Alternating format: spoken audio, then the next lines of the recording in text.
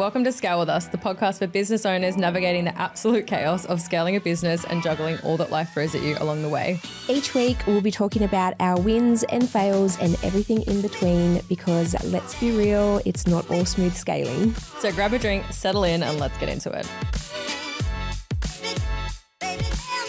All right, hello and welcome. You might recognise that we are not alone in the studio today, which is very exciting. A, it's weird sitting next to you. I'll be like, hello, over there. But B, we have the amazing, beautiful and incredibly talented Amanda with us today, Amanda Delosa. Hi, everybody. If you're not watching this on YouTube, then we are waving. But for the listeners, we have decided to bring on our very first guest. So it's actually really exciting. I didn't know that. I feel so honoured now. This is very special. No, we've obviously, Jess has been connected through the entourage and, we've looked and watched your journey, and I think you've got so much value and insights to share for our audience, but also just, for anyone tuning in. I think your journey and your, passion and resilience of what you have gone through and your drive and determination relates a lot to what, Jess and I do every day in business. So, we wanted to just catch up and have a chat and unpack some of that. So thank you for joining us. Thank you for having me. And I must say, just in the 10 minutes prior that we chatted before we came on here, I realised that we are all the same people, essentially. So everything you've just said to me comes back to you tenfold.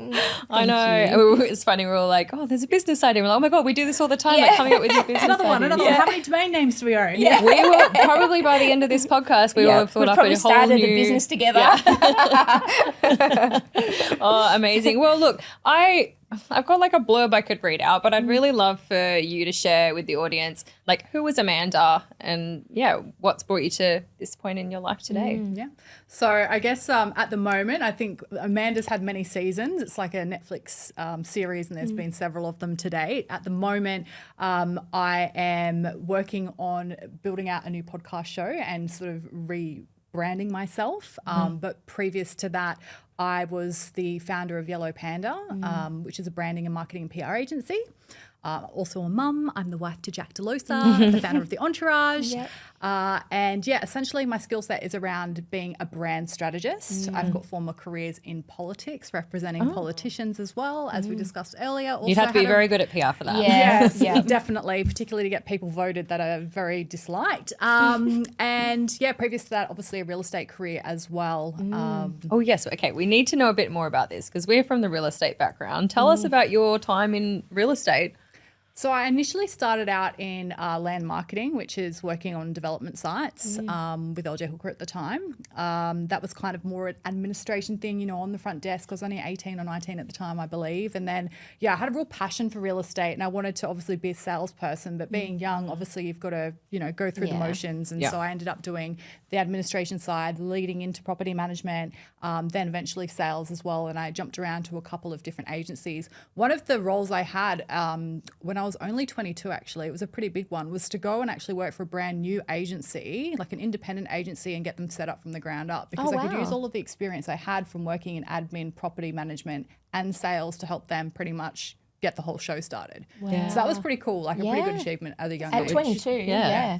So good. Yeah, amazing. And what made you leave real estate? Because we think about it all the time. We did, right? Like we've both left, roles within real estate and gone and started our own businesses. So what was...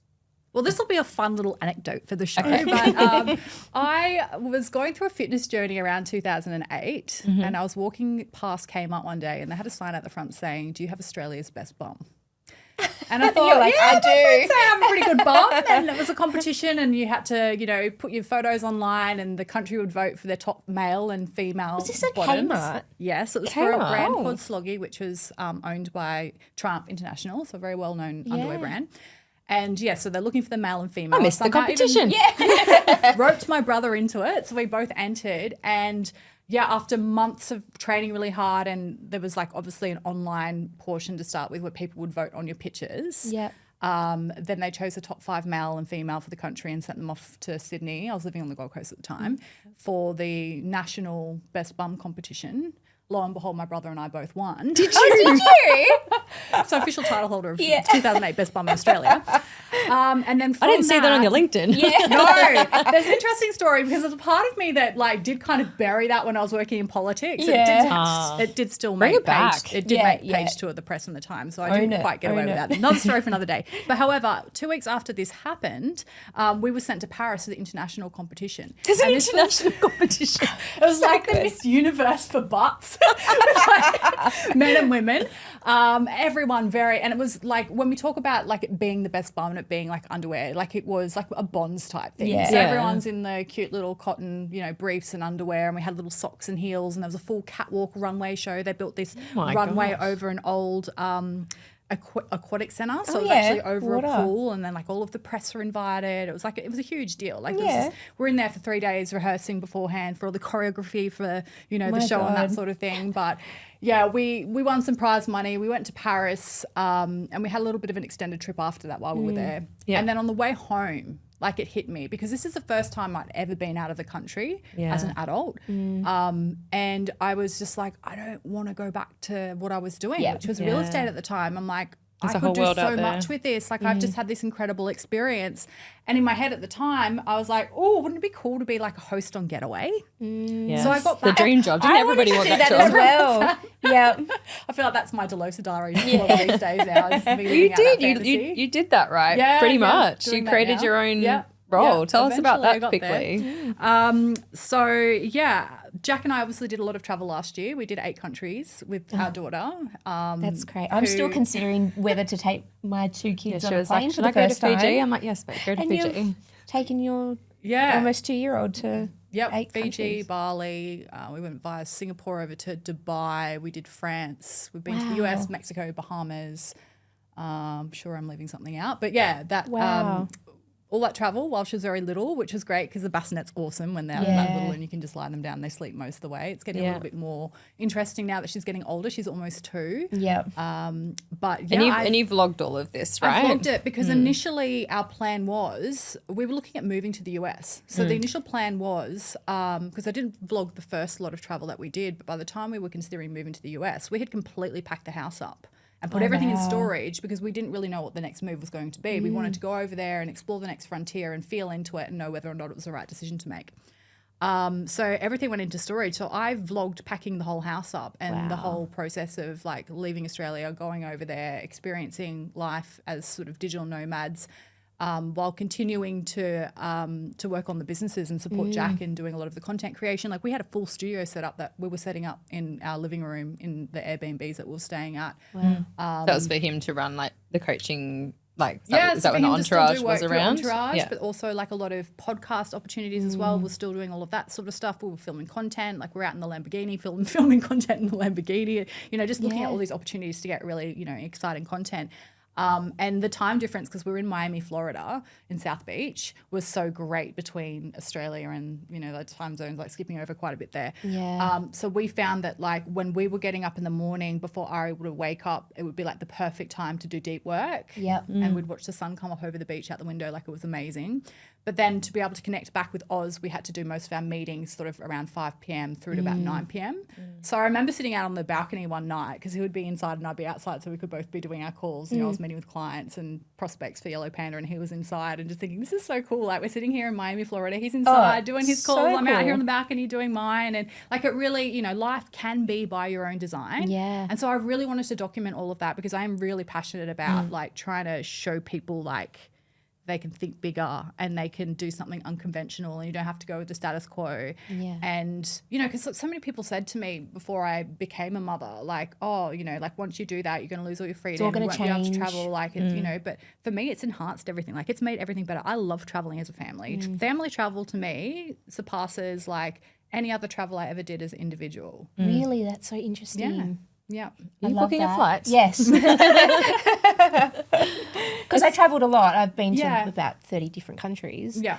But since having them... I've always wanted to share that with the kids though, right? Like it's, I think so for much like to us see. it was COVID and then now it's like, they're just they're 5 and 3. So it's like, but they're getting to the age now where they understand what we're doing, where we're going, what they're seeing, what they're experiencing. Yeah. So really need to start booking some trip. So Yeah, you should. And then filming them too, so they can watch them back. Yeah, Because that's one thing we totally. love doing. Like, because you forget, like, particularly when you lead busy lives, Yeah. particularly Jack, with, you know, how much is going on in his brain any given day. When we sit down and I'm like, hey, do you want to, like, check out the latest, you know, vlog that I've put together? He's like, wow, it's so good we've got that, because I get to feel back into it and be there again and experience it all over again. Like, it's such a great thing to do. So I guess that's just a bit of a passion project, but it does lead back to, you know, like, wanting to be a host on Getaway. So what I did when I came back into Australia from Paris in 2008 was I enrolled in university.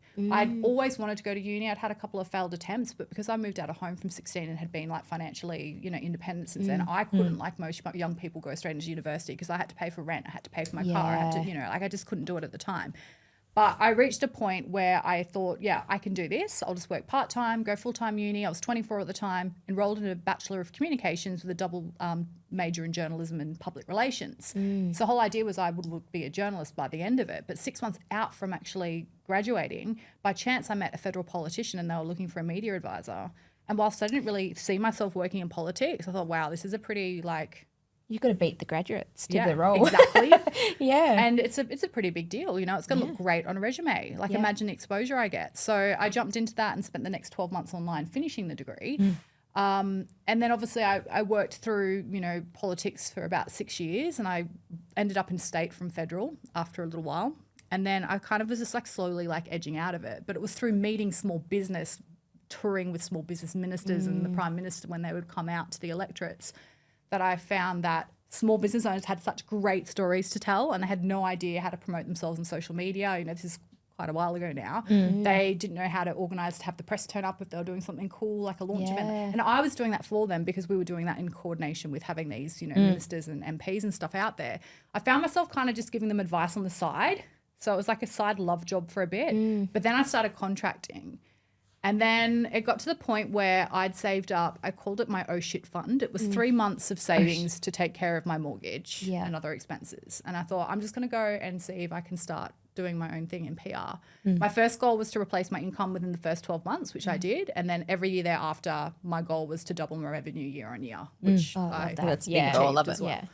So, yeah, I mean, that's how I kind of went from real estate to winning the best bum to thinking I was going to be a host on Getaway to working in politics. And, I mean, that's my life. Like, it is so, there's, you could not sit there and map it out. Like, it's just. But I love that. Yeah. But it's like I'm just someone who sees different opportunities and I'm not afraid to try different things, and I really love learning like different industries and different roles, and I love variety. Like variety is the spice of life. Yeah. And that's what keeps me really energized. It can be a blessing and a curse because I do always want to do all these different things all the time. And I have to try and ground myself and, you know, stick through things to the end. But Do you find that drive has diminished at all since becoming a mum, or do you think it's... Look, it's definitely been displaced. Yeah. What fueled me before becoming a mum is so different now. Yeah. And I never had mum guilt before. So I never had to second guess, or I never had this like dark cloud hanging over my head all the time about like, should I be spending my time here, or should I be spending my time there? And am I selfish, or am I not truly, you know, backing up and supporting myself and being a good example and role model? Like there's so many, like the polarity, right, between it's crazy. good and bad. And it's exhausting. I Constant think questioning. The constant questioning, the overwhelm, the mental load is real. So I think combined with having all of those things, it does make it harder just to like be able to like singularly focus and just have that like energy, that constant energy and motivation that you have prior to motherhood. It makes it more difficult, definitely. But what I hear, and I'm in the thick of it now, and I am turning a corner with it. I can feel it. It's happening. It's coming. The other side of it is you do have superpowers. Like to be able to master all of that and go through all of that and come out the other side and do things with more intention and be so much more boundary driven and, you know, like look at all of the toxic flaws that you have that don't serve you anywhere, which in the past you might have gotten away with because you had more time and energy, so you could kind of put up with the things that were holding you back. But now you have to be like so selective. Oh, for sure. And you have to show up as your best self. Yeah. And you can't afford to waste any time because it is so precious. Yeah. Oh, totally agree. Can we touch on the boundaries, right? Because I think it's something that a lot of people struggle with. And I love that you actually reframed it in there to being selective. So what does that mean to you, being selective? Well, I think boundaries and values kind of go hand in hand, right? So I think when you're really clear on what your values are and what the things that are most important to you are, then you know how to obviously protect them with boundaries. And then that selectiveness is ensuring that there is that alignment between the two of those things. Anything that isn't, it's like it's a broken chain there, right? It's a broken link.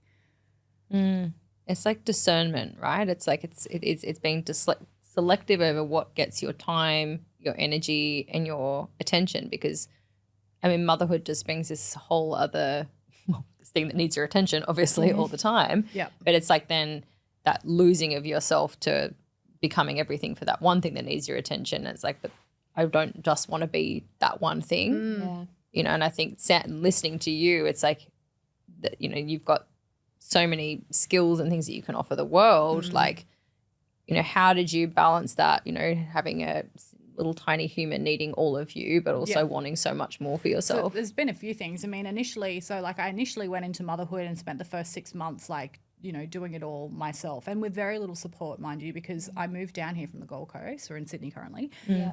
Jack's from Melbourne. So like all of my family and friends and his family are from, like, our support network wasn't here to start with. Yeah. So I did have a few friends that would fly down for a week here or there and give me help in the beginning, which was just an absolute godsend. Yeah. But it's not the day-to-day, is it? Because that's what gets so hard. No, it's the day-to-day mundane stuff. And I remember day-to-day. Jack coming into the kitchen one night when she was about 6 months old, and I was, you know, washing the 8 bottles that were in the sink from the day and, like, you know, doing the sort of reset from the day once she'd gone to bed.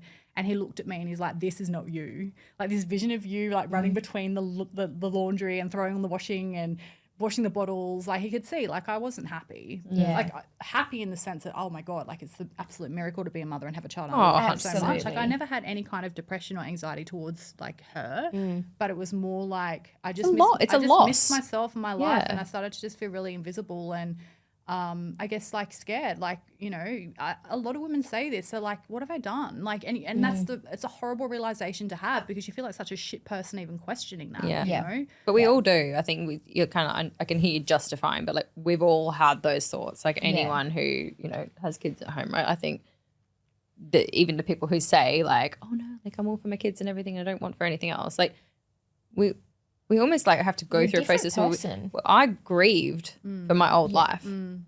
Yeah, like, I think that's a huge thing. And I was like grieving my old life, grieving my old hometown, like grieving my especially business. with the move as well. Like, I had like several things all happen at once. And mind you, like Jack and I were fairly new in our relationship too, and we had Ari as well. So we were navigating the honeymoon phase whilst being pregnant and having, you know, a 1-year-old as well. So there was a lot of anomalies to me that most people, like, I remember speaking to different therapists and stuff at the time. It's one of my coping mechanisms is obviously to get support and stuff, and they were like, most people come in here with one of these things, like, you're sitting here with 3 or 4, like, have some like compassion for yourself, which you know is great to hear. But what needed to happen, and Jack being someone who's like the ultimate problem solver, you know, everything's a solution orientated with him. We need to get help. So we're going to get a nanny. You're going to get a nanny. We're going to get a full-time nanny. And, you know, I just went, cool, let's do that. And so we did. We ended up with a full-time nanny to start with. I didn't want to put her in daycare until she could like walk and kind of communicate and that sort of thing. So she's only been in daycare now since September. But we started with nannies. We now do a hybrid mix between daycare and a nanny. Because there aren't any grandparents around or anything, you know, like some people do lean on that. But there, you know, there are options. There are options to get that support that you need to be able to win back your time. And I guess beyond that, the other thing that I've done more so this year is I was time auditing my time to see where it was going. And we did go through an actual agency this time to hire a new nanny, and we wanted like the super nanny, the nanny / house manager type. Which it's going to add value to your life, not just show up and go. 100%. And so within the last month, my job has been to really like train her up so she can help free me up. And I've developed, you know, we're talking about before, like pretty much operating procedures for her in terms of being able to, you know, run the household like a business essentially. So right down to, I've got like an inventory list for what should be in the fridge and the cupboards at all times. So she can check that off when she's there and order any groceries that she needs to order. Got her supporting with laundry. I have her do some hours when Ari is in daycare, so she's got time kid-free to actually do that reset work around the house as well.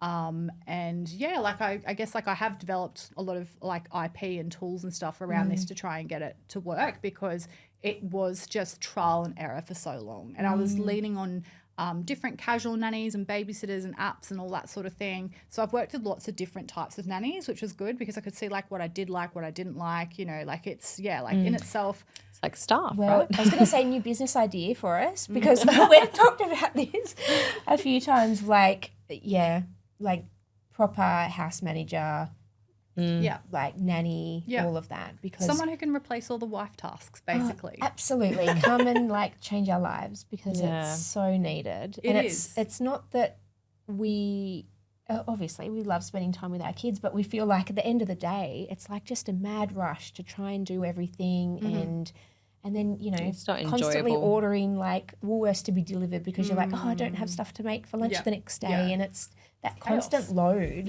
on our, like when you're trying to run a business, trying to grow a family, it's, it's crazy. So I was going to ask, did you guys or did you experience any, I suppose, guilt in getting help? Because I know like for me, even things I've done, like, you know, getting a cleaner and you know, getting people to, even asking sometimes my mum for help. Like, you know, I'm grateful that I've got, you know, family around that can help. But even still, sometimes I feel guilty asking for that help. It's that mentality of, well, I should be able to do it all on my own. Did you experience think anything? that you're feeling guilt, or do you think you're feeling more that you're being judged?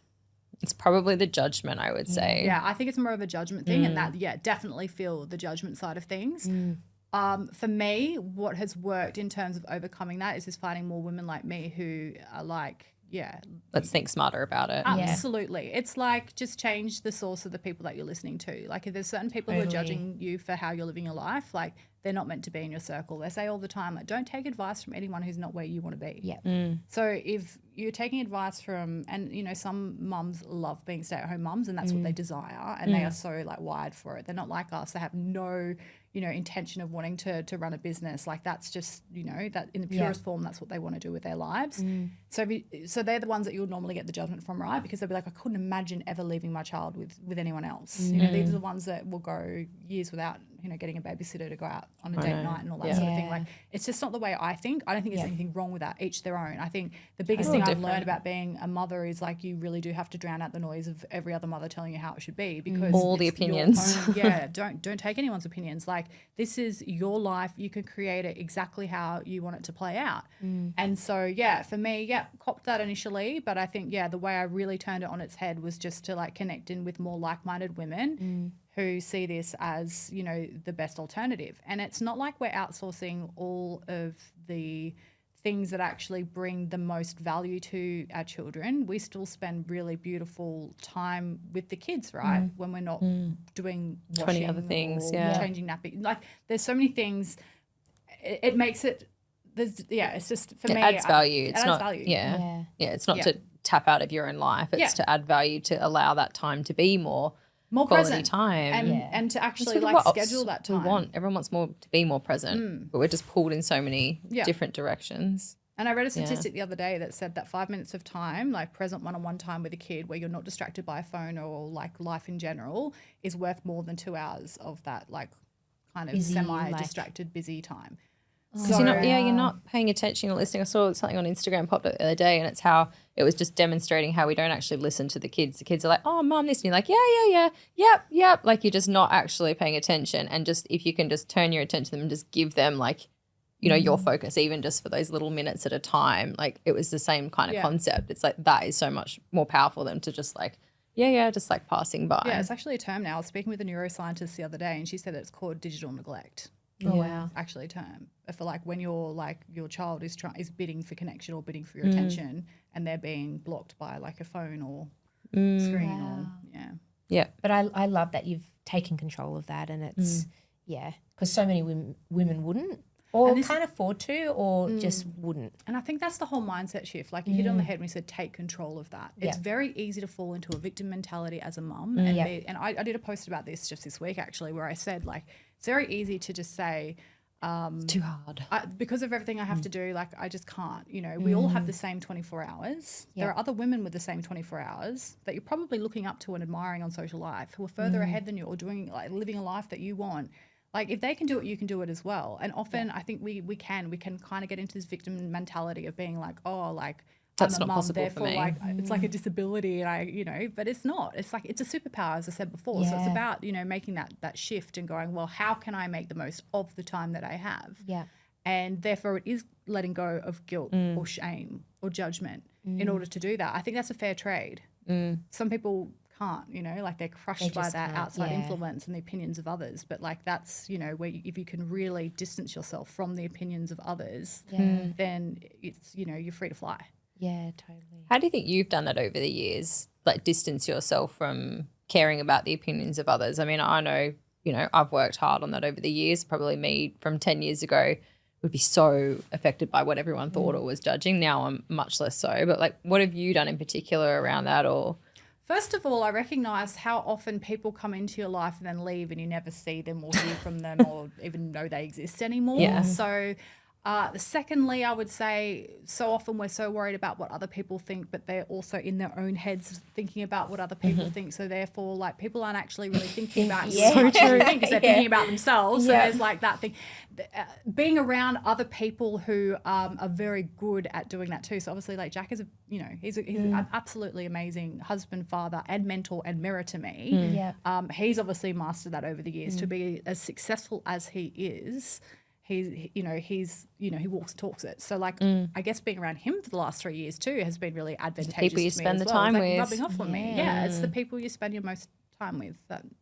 and being selective and discerning about that too, right? Yeah, exactly. It's like everything's choice, everything's selection, like everything's like how you want to view it. It can be good, it can be bad. Like it's like it's creation. It's like totally up to you. It's like the partner you choose. That I think that it's so important, right? Like we've both got really supportive partners now. Like, not to say my ex wasn't supportive; he was very supportive, but like he wasn't the right person for me, and I had to, make a hard decision to be selective. Like, this isn't what's gonna serve me best in life, and that was a tough decision. But I think it's that I could have chosen to stay, that victim and stuck like you were talking about, or make a decision. And I think we've all got choices of that every day. And I think when, you step out and start your own business, like that's a real another point in that, right? And I love what you said earlier around like challenging the status quo, because a lot of people just go with that crowd and that herd of, okay, I've just got to go into the workforce and la la la. Why do you think that you had that in you? Couple of things. First of all, I've also gone through that same experience where I left a very long-term relationship because I knew it wasn't heading in the direction and that I would have to play small if I stayed there.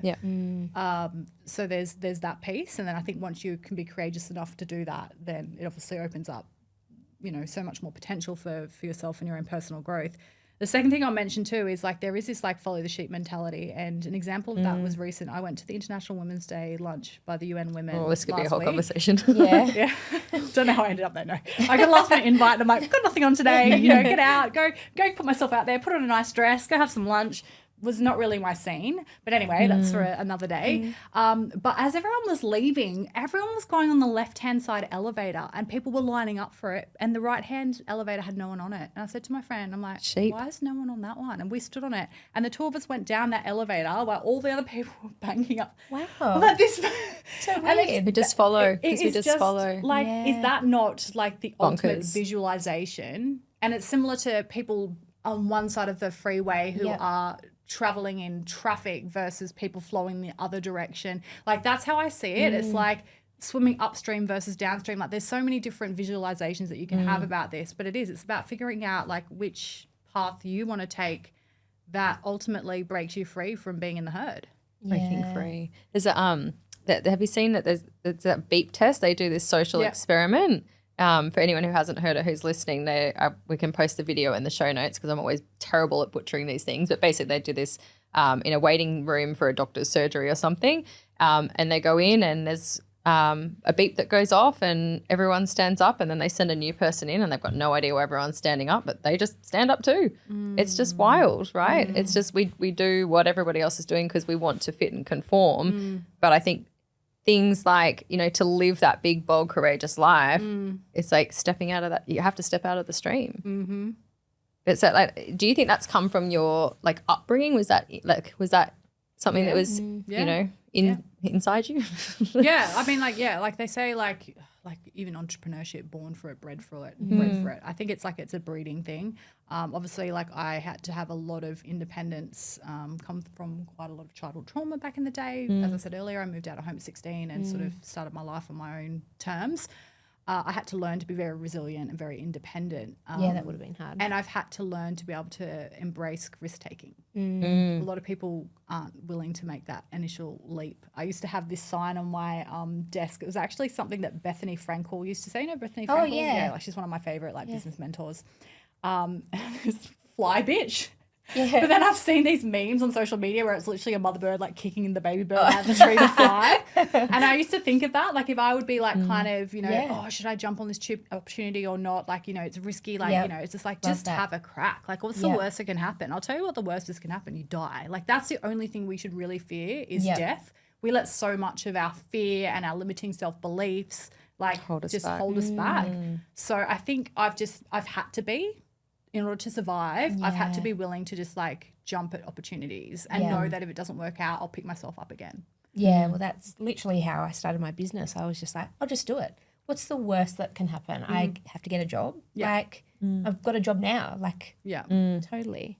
How did you go from having a relationship that you knew didn't serve you and wasn't right for what you wanted in your future to now being married to someone like Jack, being living in the same house? Did you manifest him? Did you put it out? Absolutely. We manifested each other actually. It's quite funny. Like when we sit down and we actually talk about the type of partner that, because we were so happy within ourselves when we met. Like we weren't actually looking, to be in a relationship. It's always when it happens, when you weren't looking. Not looking for anything. But when you're your best self, right? Yeah. And just at a point where both of us would only enter into something with someone if it added value and it made life better because our lives were great as they were. There's some incredible values alignment there. But for me, it was going from one end of the spectrum to the other in terms of the personality type. And I've had a lot to learn about being with a, entrepreneurial husband. I think initially coming into it, we both were on the same sort of playing fields with me being the boss business babe at the time with my own agency and team and, doing good revenue and all that kind of thing. I felt very empowered and, my ego was intact a lot more then. But then obviously diving into motherhood, all of that kind of just went away there for a bit. And now I'm actively working on building that back up again. So that has created a different dynamic in the relationship. Yeah, interesting. And I want nothing more than to be the supportive wife and partner. We had the chat when Ari was 4 weeks old and he was looking at going back into the office. He had 4 weeks off with me, which was great. And he's like, how do you want to approach this? 50-50. And I'm like, no, that would be crazy. You're the stronger entrepreneur out of the two of us.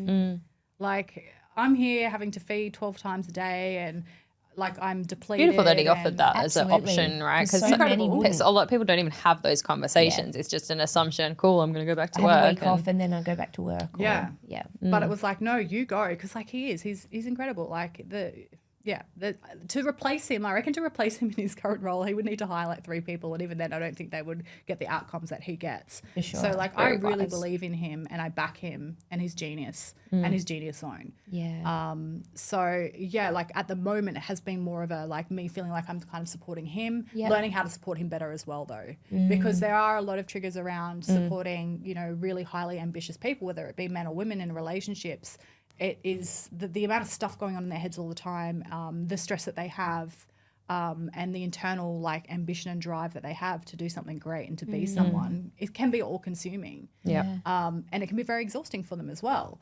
And so, for someone who's doesn't have that self-awareness and isn't aware of it, it can feel like maybe you're not getting enough attention, or you're feeling a little bit But then that doesn't help relationships, because if you start complaining that you feel like they're not doing a good enough job to support you, you're just adding another thing onto their already, exhausted list of things they're trying to manage. So, to be completely honest, there is work there in the recalibration of, the new roles, the new dynamics that play out, but these are seasons, right? They're not forever.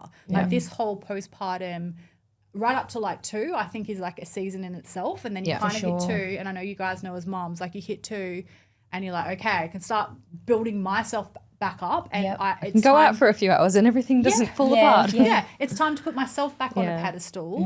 And therefore, like, even just that work in itself and like getting there again, like it just strengthens everything again. You know, it brings it back to where it kind of started. But yeah, it's, you know, it is definitely challenging to go through so much identity shift and change like over the time.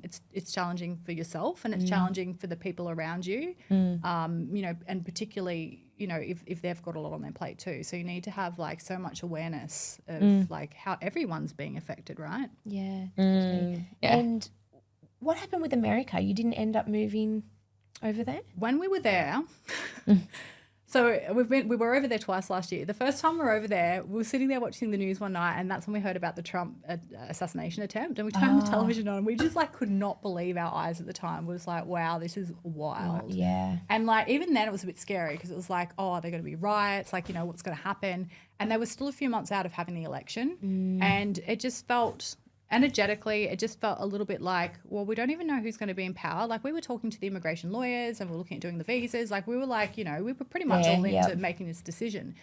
But then there was some safety concerns. Like I was obviously concerned about like all the gun laws, the open carry gun laws over there. And then anyone I spoke to in the street that was local, when I would say like who we were and where we were from and that we were thinking of moving there, they were all like, why? But why would you like, come get here? out. Yeah. So I don't know. I think like adding all of that up, and then like even the second time we went back to the US later that year, that's when the election happened. At least we knew like Trump had gotten back in. So we knew which political party was in. Like there's still, for me, I feel like there still needs to be some time to see like how things kind of Played out a little bit. So it's not off the cards. No, not off the cards. Like it's always been a long-held dream of both Jack and I, independent of even being together, that we always wanted to live and work in the States. Like we love the US. Like we just, whenever we go there, it just makes us feel all warm and fuzzy. Like it's just one of our happy places. There's so much opportunity. It feels right. It feels like something that's A lot of definitely drive in our and hustle, future. right? For entrepreneurs, I think there's a lot of drive and hustle there. Yeah. It just wasn't the right time. But yeah, we'll One day. one day. And I mean, honestly, when we came back to Sydney after that first trip, we were both walking across the Piedmont Bridge into the office and we were both just looking around going, man, this is such a beautiful place. Yeah. Like, look at it. It's so clean. It's so safe. You know, like we live in like the best part of the country. And you kind of forget, don't you? It's not till you go overseas and you come back and you're like, oh, actually, we had this newfound appreciation and, you know, Jack moved into the new Entrepreneurial Development Centre as well, as you guys would know. I'm not sure how long. It's not 12 months yet, but it'll be getting up to maybe 6 months or so. And he loves his team and he loves his office, and you know, we love having like all the members and stuff come in. So it's like that's hard to like walk away from as well. Like we really value that. Like even I go into the office on the days the staff are in there and sit at my own little desk and like hang out with the crew, and like I really appreciate having that community and, you know, being able to work somewhere where I feel a bit more productive by having people around too. So yeah, we'll come back and then, you know, all these things are like, oh, we love all these things. So it's a hard call. It's a hard call. Like I literally feel like a little bit torn between the two at the moment, but we don't need to force it. We've got time. And we know that we know we can, you know, we know that we can do whatever we want to do. Like we'll figure it out. Everything's figure outable. I love that saying. I say that. Oh my God, we are very similar. It's so interesting when you like, because like it sounds like you guys make decisions on, okay, when the time feels right and that gut feel, like, is that how you guys approach things? Or is one of you more like analytical in like how you weigh things up? Like how do you guys balance, okay, when's that next right time to make the leap and go out of the nest as a team? I mean, like, I think personality-wise, you know, a trait of entrepreneurs is that you can be quite impulsive at times and kind of jump into things without, you know, fully assessing them. I think probably I think we're probably similar in that we both do tend to try and like get like a top-line sort of overview of how things look before we rush into them. We also are both like quite spiritual and like energetic in that we like to, as I've said a few times, feel into things and even consult different mediums and psychics and clairvoyants at time. Both see of what us the do energy that says as well. So like we draw inspiration from that as well.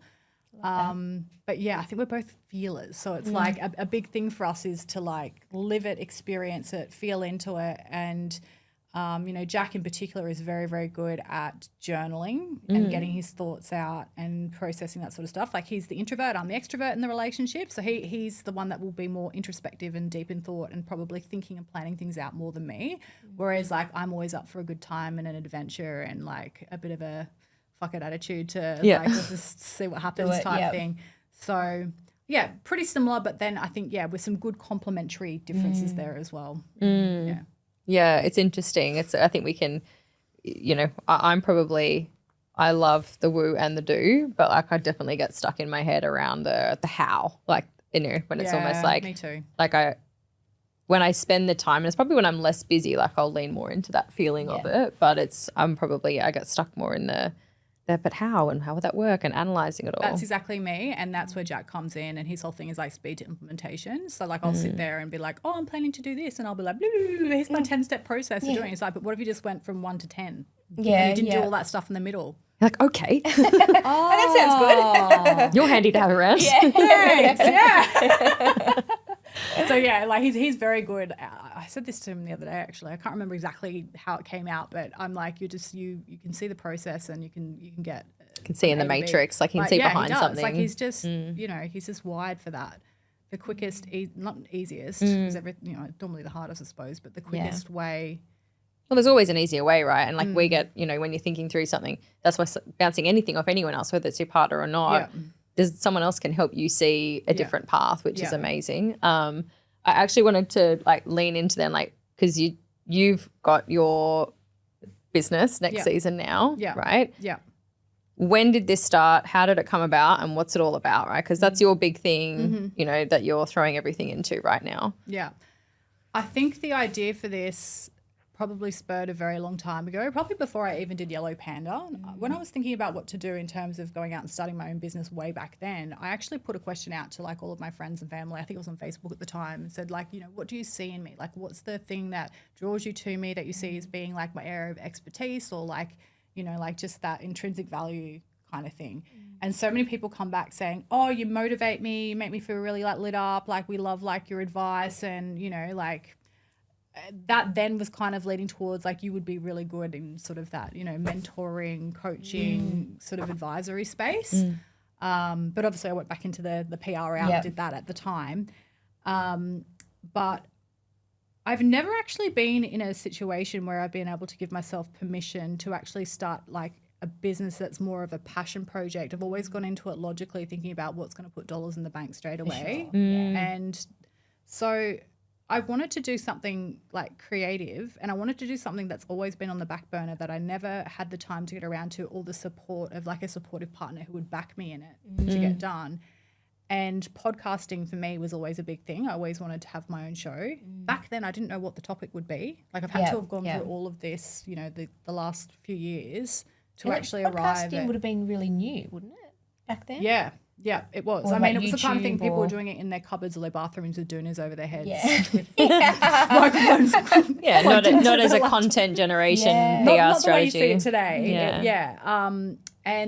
So I don't know. I was just like, well, that's just where the calling is. We're going to start with that, like with a lot of encouragement from Jack, just to like pick that and stick to it, because as we've discussed many times, oh, what if I do this? Like I've had so many ideas of what I want to do. I just didn't want to keep doing what I was doing, because I have been doing that for like, I think 14 or nearly 15 years I've been in comms and PR. And it's a service-based business. It's very stressful. Like PR is up there as like one of the most stressful jobs. Did you can sell have. that business or? I'm considering doing something like that with it at the moment. So it's still active. There still is a couple of client accounts going through there. So that's something else that I'm top secret. into at the moment. Don't ask that question. That was on the don't ask question list. There's a possibility to be doing something like that. You heard it here first, guys. But I think also like the brand strategist in me understands the importance of building audience before you launch something. And I had a really good business experience around that some time ago. So not everyone knows this, but when I started Yellow Panda, I also started a swimwear line called Bavewear. Oh, I developed it from the ground up. I went to Bali and found like all these manufacturers, and I wasn't happy with the samples. I ended up having an Australian manufacturer for the fabric and the actual like sewing of these swimsuits engaged to do so. And I put so much money into getting the stock and the designs and doing everything from the ground up and doing the photo shoot and all the fun stuff, all the fun shiny object things.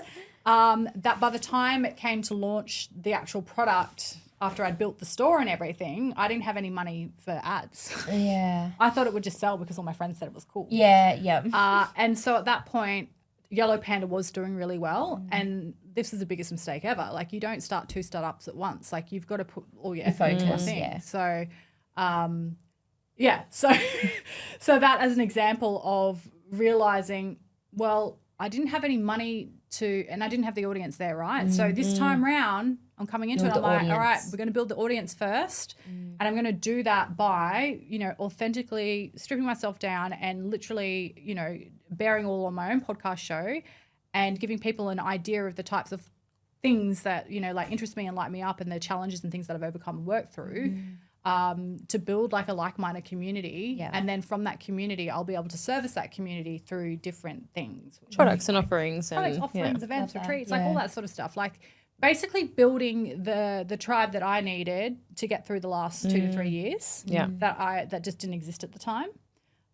Because like the most unique things that you can bring out in business is something that is very niche. And I think the most niche thing we have is ourselves, right? Our own experiences. It's what separates us from the pack. So it's a deeply personal journey and sort of business venture that I'm going into at the moment. It's called Next Season, which is, obviously a tribute to the fact that I have navigated so many and, we're going into the next one now.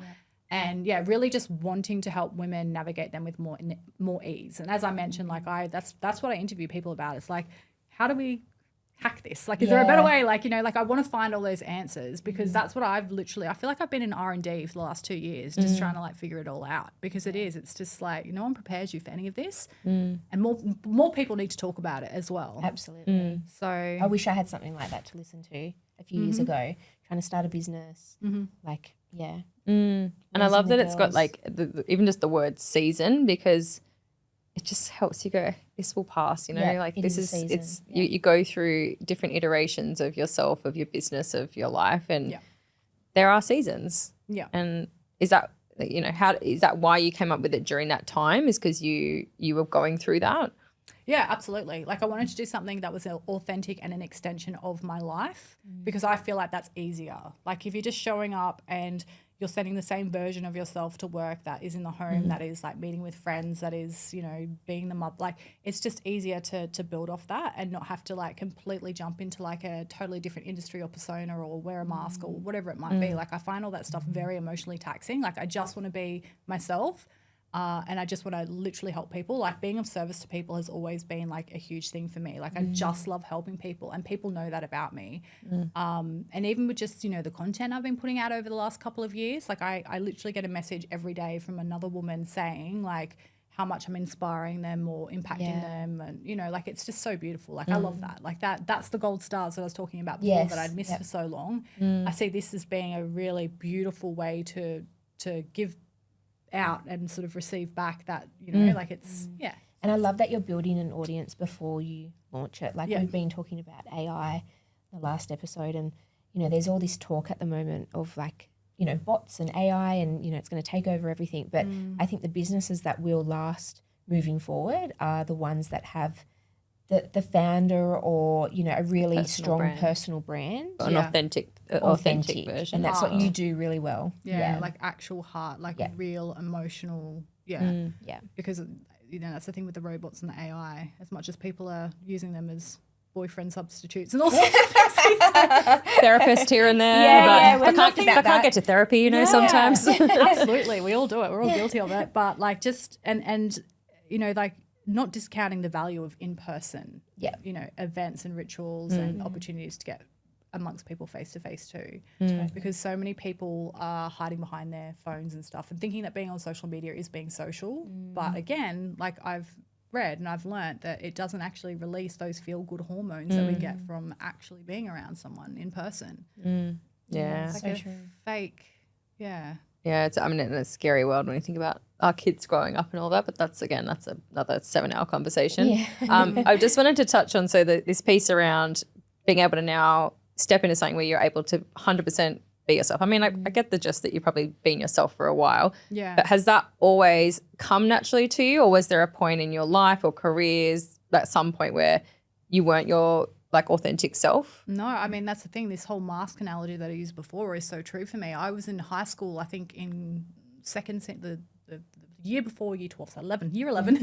Not very good at math. So this is about art You class. don't claim to be, that's fine. I did a self-expression artwork at the time, which was a artwork of myself wearing a mask, and this whole like rationale that went with it was me talking about how I feel like I had to wear a mask, like even back then, that I couldn't expose my true feelings or my identity, and I just had to like be stoic and kind of fit in and not kind of ruffle feathers or stand out. And then I think throughout my career, I wore the mask that was required for the ultimate employer of each industry. So like going in there and wanting to be the best at what I did meant, like taking on the persona of what I thought they wanted me to be. So I did that quite a lot, particularly in politics. Politics is hilarious. I was telling one of the staff members in the office yesterday that when I worked in politics, I dyed my hair dark brown. They're like, what did you wear? I'm like, black, grey, white. Yeah. Like low heel shoes. Like I literally went under this crazy make under so that I didn't stand out because I just wanted to fit in. Blend and not bring any attention to myself. But over time, like the hair started getting lighter and the clothes started getting brighter, and eventually like when I'd had enough of that place and I'd left, like I feel like at that point I was starting to authentically come into my own. But I would say that, and Jack actually said this to me yesterday, he said every day you're becoming more you. I love that.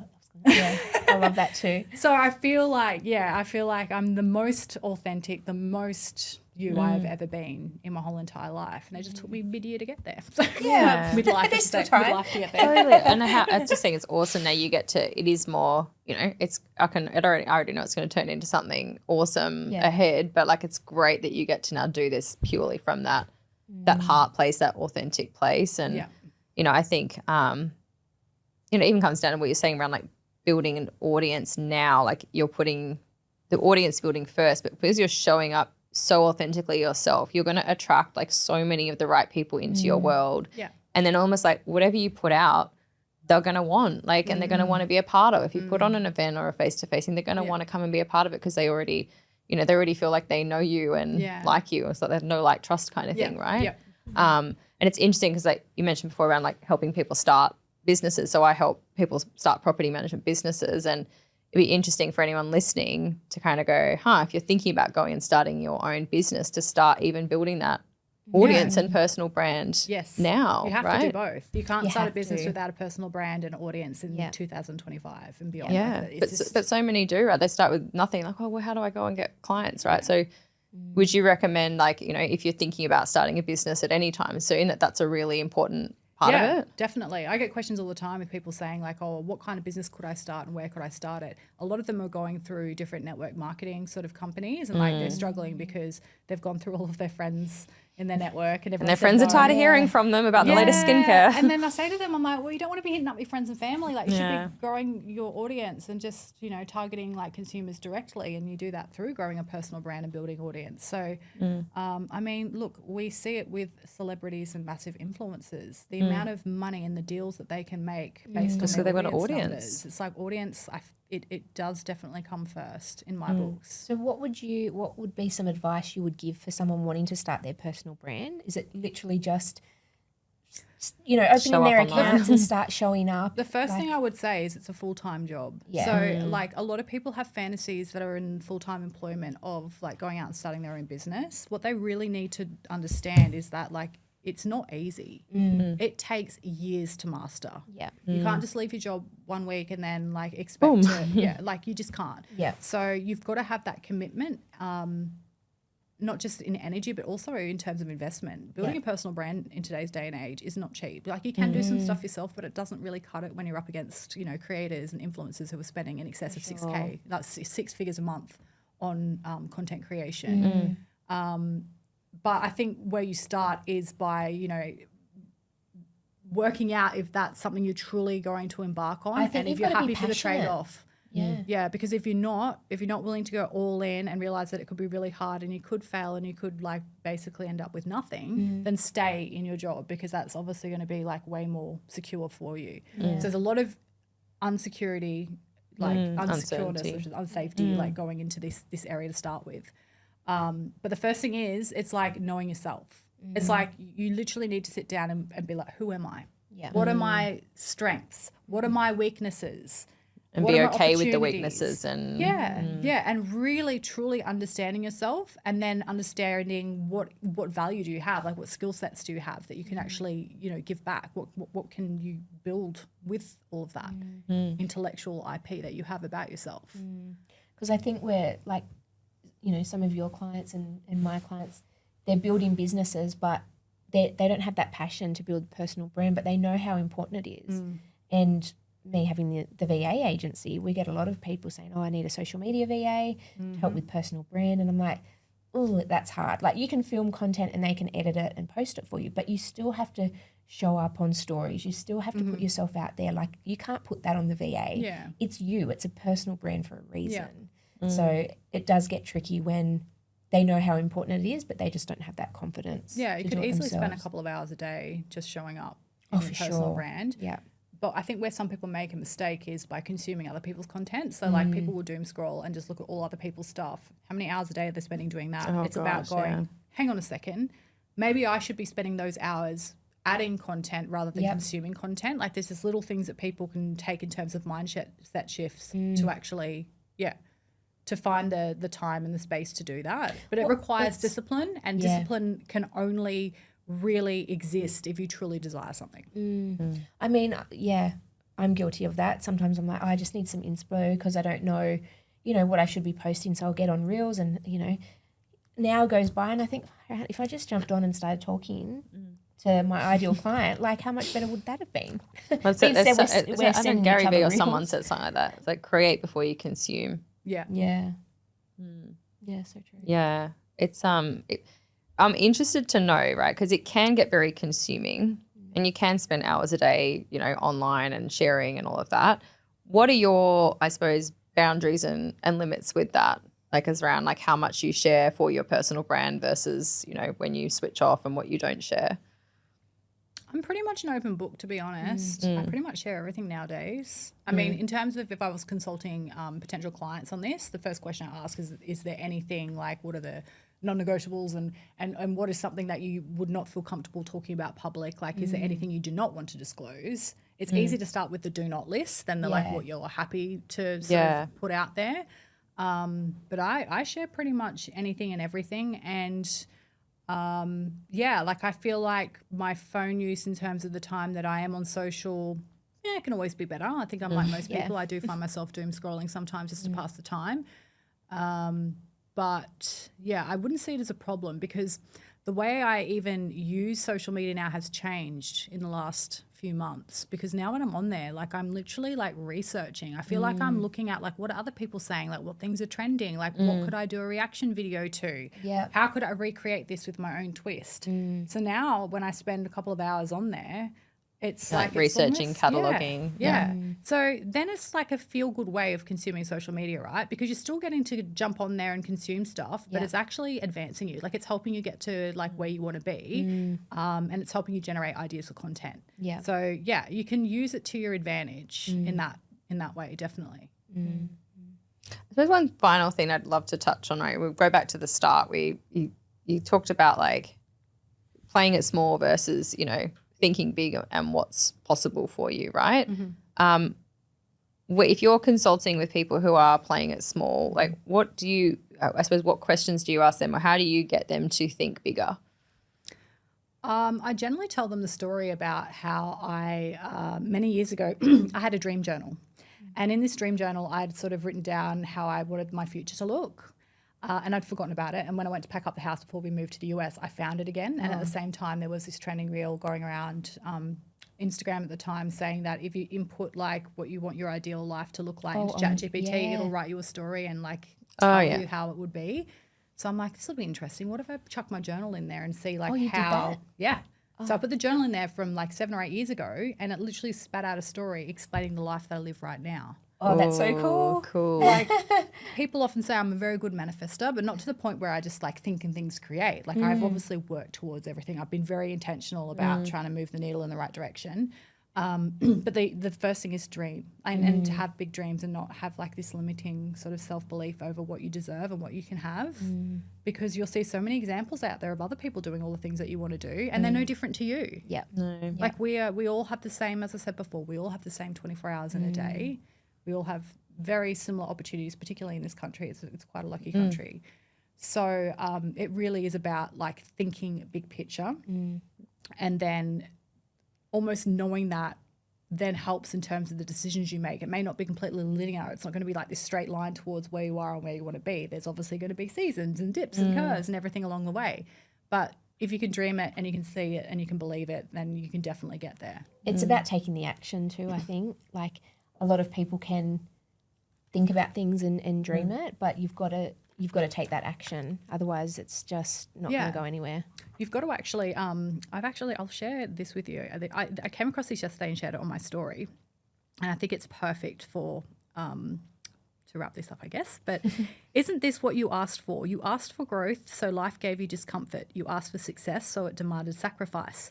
You can't have one without the other. More opportunity means more responsibility. More ambition means less free time. Every choice comes with a cost. You can't chase a dream and cling to your old life. You can't ask for greatness and expect ease. So when the weight feels heavy, when the sacrifices stack up, remember, this isn't punishment, this is the price.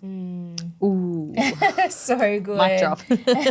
That's so good. So I think that's the other side of the coin. It's like, yes, you can want all of these things, but what things are you going to be willing to go without in order to get there? Yeah, what will you sacrifice to get there? Because, to live a life, what's that saying? To live a life different to other people. Oh God, I'm so bad with these sayings. You know what? That saying. Live a life that everyone wants. You have to do what everyone most people won't do. Yeah, exactly. Yeah. Again, it's like the whole like all the analogies we've used about going in the opposite direction to anyone else, but it really is. It's about sacrifice. Yeah. And it doesn't need to be a whole life of sacrifice. Like some people have the biggest gains by just sacrificing for a season. Yeah, a few years or. Okay, I've got one question. So, what's your dream journal say for your future now, right? Because you're already living what you wanted. Is there something more that you want for yourself? What's the next level? The next level, I think, for me and for us and our family, plug. it is that international piece now. Okay. Like I look at, like thought leaders and power couples like all around the world, very well-known household brands. And like I would love one day for us to be like sitting at the dinner tables with them and sort of working alongside them and collaborating with them and being kind of in that space. So a bit of work to do to get there, but But you've dreamt it and it's big and it's happening. Imagining it already. Yeah. Yeah. Oh no, I mean, even listening to this, we've spoken the last few weeks. I think it's just, you just see what else is possible. And when you're in that, in the rat race, you don't see what else is possible for you. You're just following everybody else. So I hope that everyone listening today can go, okay, what could I dream? Like what could be possible for me if I slipped out of that stream and actually created something for myself? I think something we all more need to be doing. What could I create and what am I willing to give up to get there? Yeah. Yeah, beautiful. Well, we could probably keep talking for like 6 more hours, but I think we probably, everyone's probably like, I've got to get in the car. I've got to go feed my kids. Yeah. I've got to go work on my dreams. I've got to go right now. It actually, I would encourage anyone who's listening, like put aside 5 or 10 minutes or, like sit down with a cup of tea, candle, espresso martini, whatever your jam is, and actually write your dream, right? Yeah. And remove the limits of how, because that's where I get stuck. Remove the limits of how would I even do that, but just what does that dream day, that dream week, that dream life look like? Yeah. Because a number of times I've heard this story where people pull out their old journals and they're like, oh shit, that's actually happened. So I think that's a bit of homework for all of our listeners today. But thank you so much for joining us. Such a good chat. And really we'll be eagerly following the next season. Both the podcast and your next season.